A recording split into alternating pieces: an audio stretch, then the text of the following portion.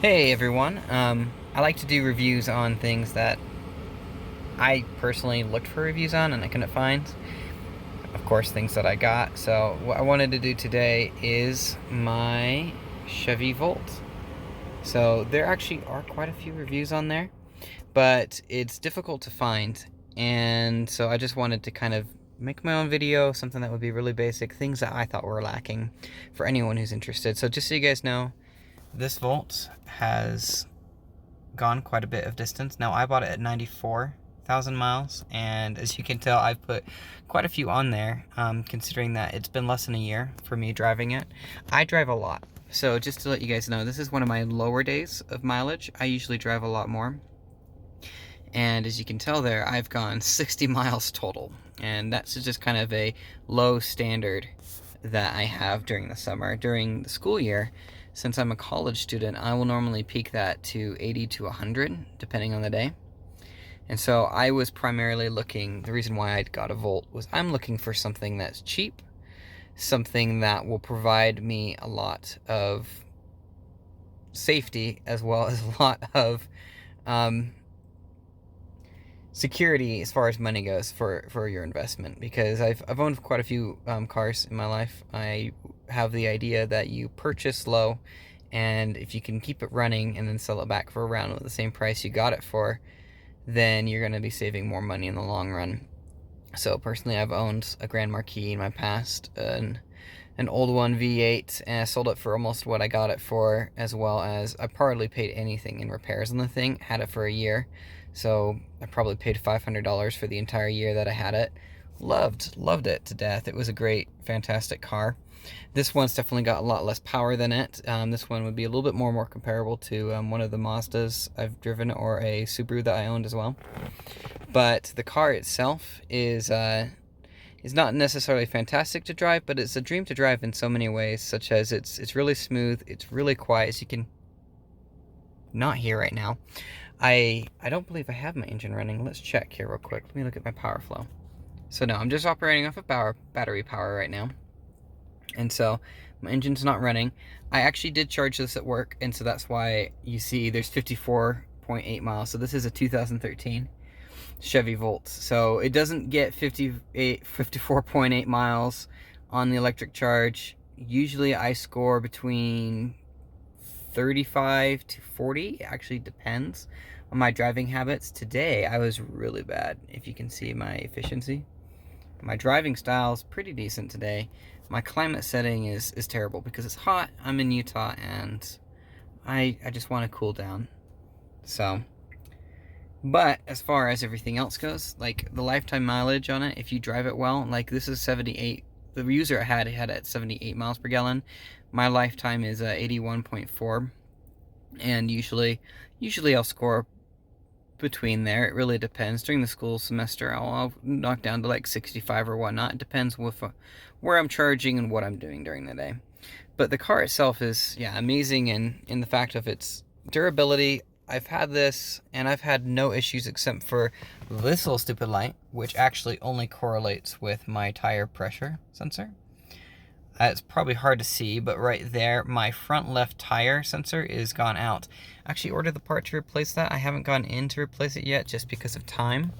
But I've only had that issue, plus my check engine light came on once, but it was just a software update, which is very common with these guys. And besides that, just oil changes, which I have to do once a year because of how good the car is. Oh, let's not reset that. It's just, it barely uses the engine depending on your driving habits, and it treats you well. It's not necessarily fast to drive on the interstate. I don't usually go above 85 because it's not, well, first off, my efficiency gauge right here will freak out at me. And it's not fast. It's not like my Grand Marquis was, but it is comfortable. It's really fast in its sport mode, which you can access using the driving mode, on low speeds up to 45 to 50 miles an hour. Super fast. That's really fun, but you got to be careful on that. And then the other thing about it is that it really does handle hills and everything else well. I was worried about snow and hills because I'm in Utah. Snow and hills are part of the daily life. This thing handles it like the champ. Now, because the battery is so heavy and because it goes literally from over here down and eliminates some of my seats. Let me turn on my lights in my parking garage. So yeah, it eliminates that seat right there. It's so heavy that it provides a great traction to the road, which is fantastic for me because yeah, I'm a University of Utah student. I go up hills in snow. It is terrible, and man, I need something that's going to be able to be reliable and get me places. So this, super cheap on cost. I haven't had hardly anything for upkeep, and as well as reliability in harsh conditions, it works just like a charm. And we do get pretty hot here in Utah. I mean, I think today's only about 90 degrees, but as you can see right here, it's dropping now that I'm in the garage. But it's a fantastic car. Now, there are a few downsides to it, such as I am missing a seat back there. So if you're thinking about this for Uber or Lyft, they actually do require 5 seats in your car. And so that one seat missing down in the middle is going to end your hopes and dreams of having that gas mileage with a car for Uber. But at least this one. But the car doesn't have much else that I can really complain besides the seats and the high speed on the interstate, and that's more of a personal preference. I was trying to show off here. It does have some other perks such as a Bose head system, which is probably just too dark for me to show off. I personally opted for that when I was looking for in the used car section, and I got a pretty good deal on this car too. The Bose is amazing. I love music, and it's fantastic to listen to. The navigation system is phenomenal. I get to listen to my wonderful Bluetooth on my phone all the time. It's currently listening to some Matchbox 20 on there, so it's really easy to integrate with your devices. Of course, I get more miles per gallon. Just wanted to point that out real quick. If anyone's concerned about that, that is something that you don't have to worry about with this car. Even though you have miles on the electrical charge, you also have a gas tank, and that gas tank, as you can see, is pretty large and really generous. You do get above normal for your mileage on it, your gas mileage. I did not get the rear view camera on this car, frankly, just because this one didn't have it, but it had the Bose system and the leather seats, which were an absolute must for me, because I love leather seats and I love Bose. Best sound system in my personal opinion. Besides that, it's just a nice little red Chevy Volt, really easy to charge, really nice to use, really quiet, gentle car. I think it'd be perfect if you've got a small family. And it warns you if you leave your keys in it too. It's got a lot of safety features, so anyone looking for a car, good one to get. Oh, hey everyone, I forgot. So one important thing about the Chevy Volt is because it needs to be charged, you do have to make sure that you're getting the right power charger for the car. Now, the 120 is easy. It comes with the car in almost every situation. Hopefully, it comes with the 120 volts.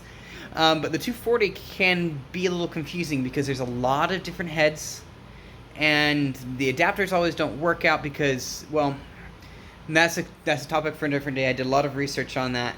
Basically, for a 240 volt charger, you'll need to do your research, make sure you have an outlet for it, or you can install one. It's not going to be too expensive because they can be pricey. And also make sure that you can find the cable with the adapter that you're looking for, because that's not the easiest thing in the world. I've loved my Volt. It's been a great car. I've got a lot of friends asking, which is why I made this kind of impromptu video right here, is because it's a great car. I've loved it. It saved me a ton of money. I've gone down from about $120 a month on gas to about $20 to $30, depending on the season.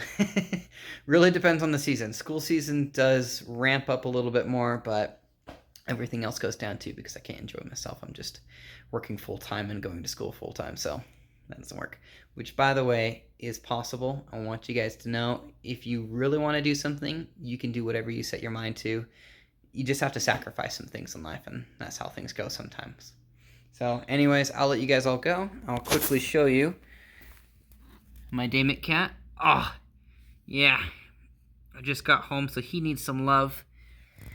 because I've been gone all day at work. But anyways, I hope you guys had a happy 4th of July, and that was useful for some of you.